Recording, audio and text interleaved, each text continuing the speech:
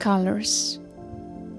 Bardot, your wing color has changed. Did you know that? Belgus said to the ant, lightly touching her wings. I hadn't noticed it. She replied, a bit unsure of her own answer, and added, I haven't hugged a tree like Ignis did. Who? Asked the cat, hearing that name for the first time. Ignis, that phoenix whose feathers glowed as red as embers until one day they changed to pink and white because he hugged a blossoming cherry tree. Oh, that's interesting, said the cat, then took out 2 pieces of cake, poured some warming tea, and pulled a chair closer to the ant. Will you tell me that story, please? The ant looked at the sweet cake, then at the color of her wings, and finally said, I thought you already knew it. It's a very old story, but with cake like this, I can manage to do so.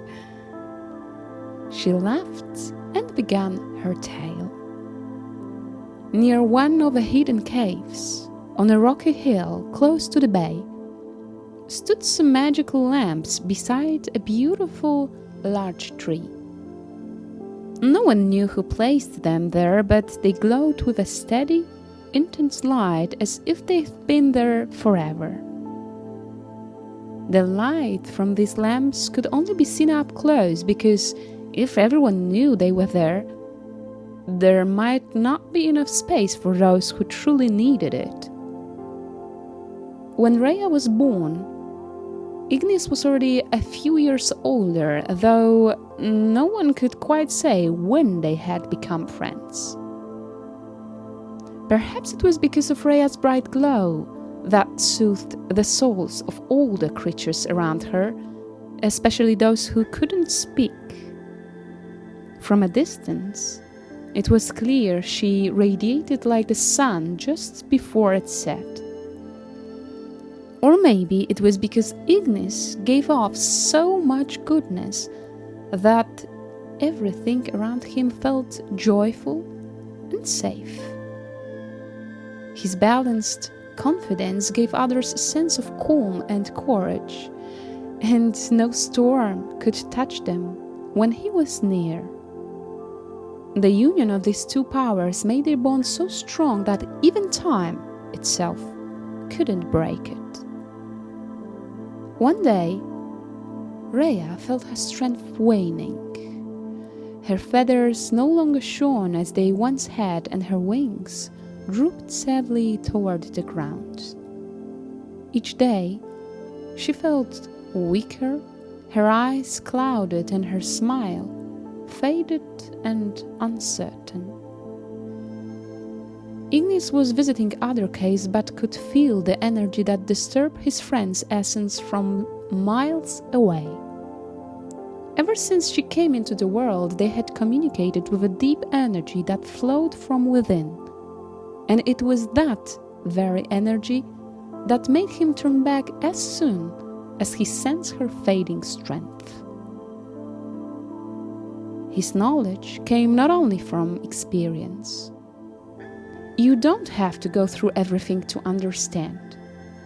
A timeless awareness that comes from constant change and the acceptance of both light and shadow, which together create the fullness of existence, played a significant role in this.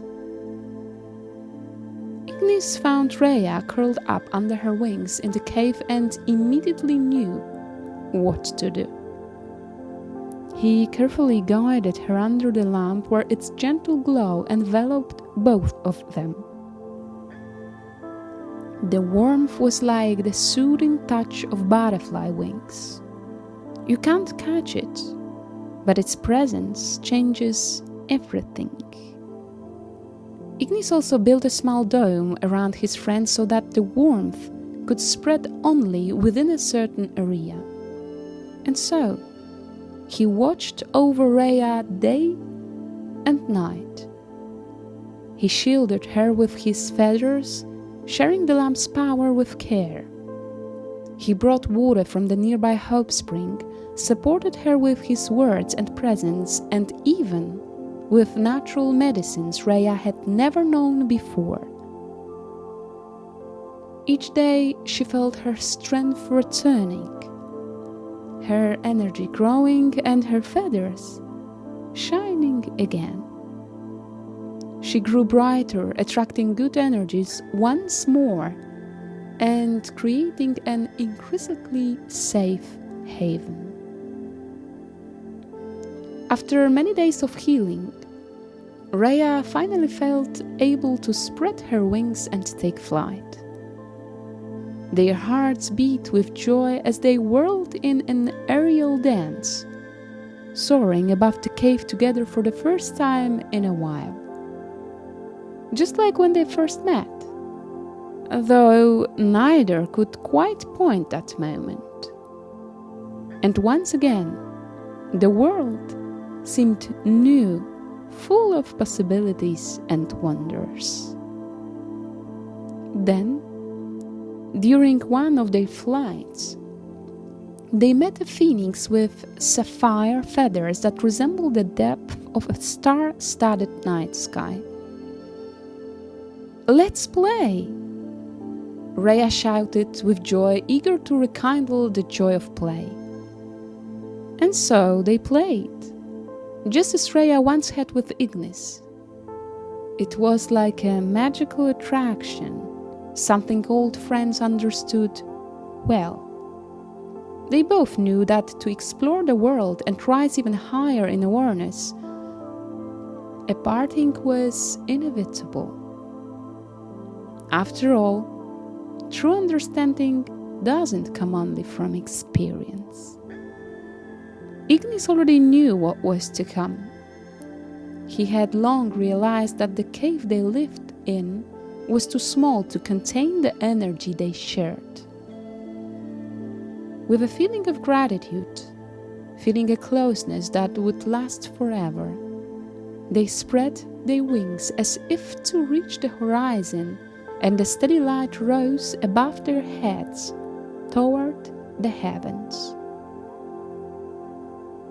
Each of them, in the unity of separation, would find their place in the new world.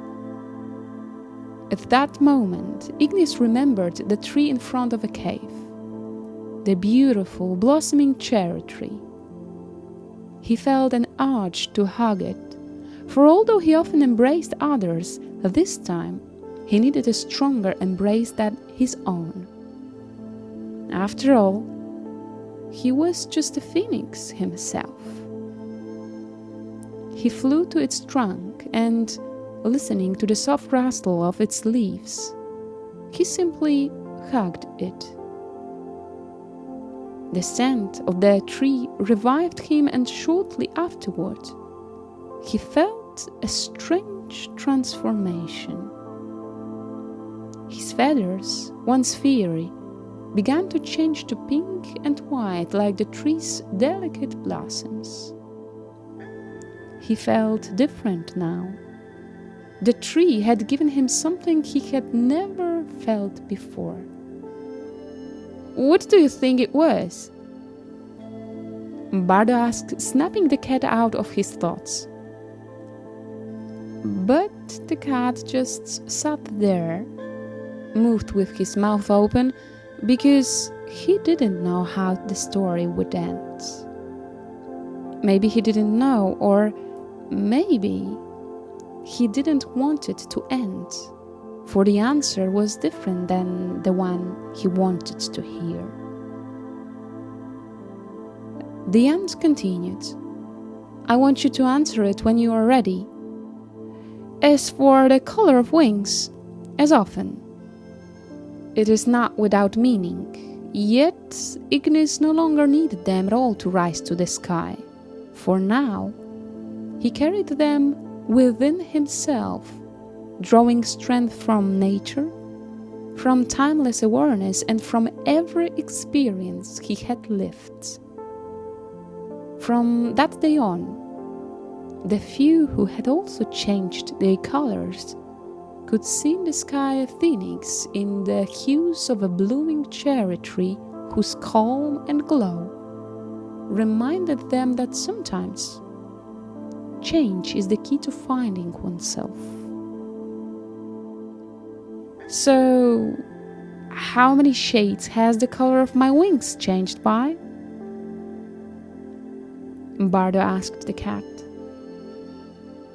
Belgu approached the ant and they began counting together. 1, 2 shades, 3 of them, 4,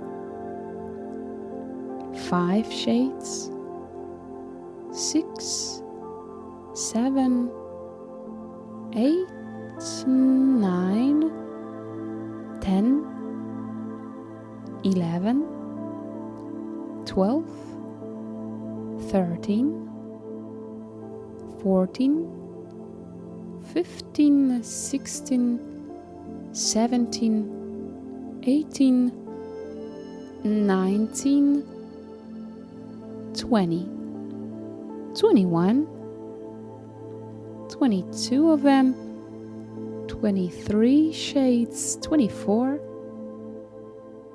25, 26, 27, 28, 29, 30, 31, 32 of them, 33, 34,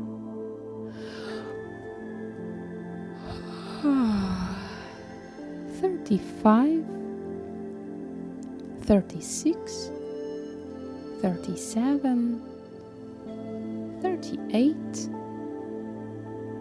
39, 40, 41, 42, 43 of them, 44 shades, 45, 46, 47, 48, 49, 50, 51, 52 of them, 53, 54, 55, 56, 57 shades, 58, 59, 60, 61 shades, 62, 63, 64, 65, 66, 67 of them, 68, 69, 70, 71, 72 of them, 73, 74,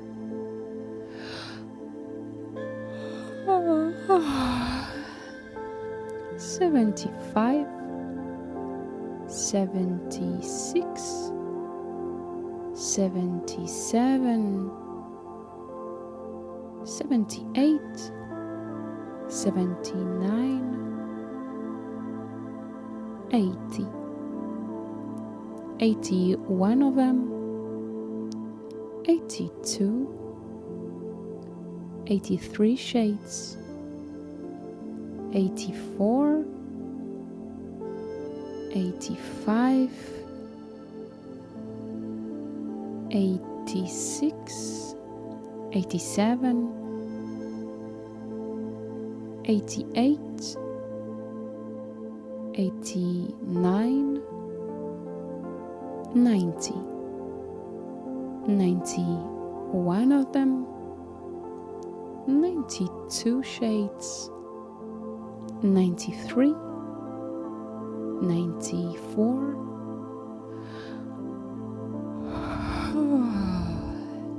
95, 96, 97,